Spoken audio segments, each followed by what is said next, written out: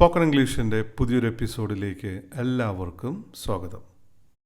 ഇംഗ്ലീഷിൽ വളരെ കോമൺ ആയിട്ട് ഉപയോഗിക്കുന്ന ഒരു പ്രയോഗമാണ് ഷെയ്ം ഓൺ യു.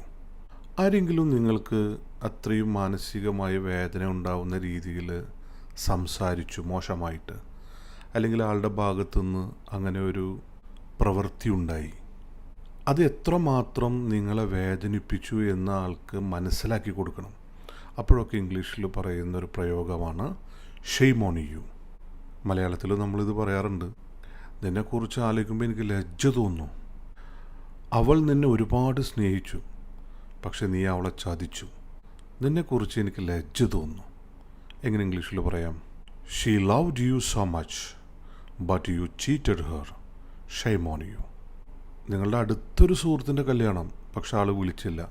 പിന്നീട് നിങ്ങൾ ആളെ കാണുമ്പോൾ പറയണം, നീ എന്നെ കല്യാണത്തിന് ക്ഷണിച്ചില്ലല്ലേ, നിന്നെക്കുറിച്ച് എനിക്ക് ലജ്ജ തോന്നണോ.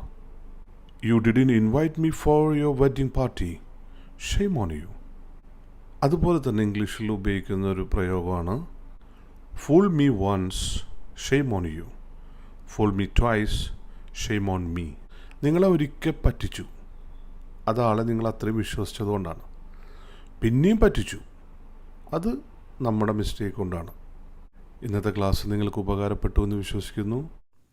നിങ്ങൾ ഈ ചാനൽ ഇതുവരെ സബ്സ്ക്രൈബ് ചെയ്തിട്ടില്ലെങ്കിൽ ഇപ്പോൾ തന്നെ സബ്സ്ക്രൈബ് ചെയ്യൂ. നിങ്ങൾ തരുന്ന സ്നേഹവും സപ്പോർട്ടുമാണ് എനിക്ക് കൂടുതൽ വീഡിയോസ് ചെയ്യാനുള്ള പ്രചോദനം. സ്പോക്കൺ ഇംഗ്ലീഷിൻ്റെ പുതിയൊരു എപ്പിസോഡുമായി വീണ്ടും കാണാം. Thank you very much for watching. See you next time.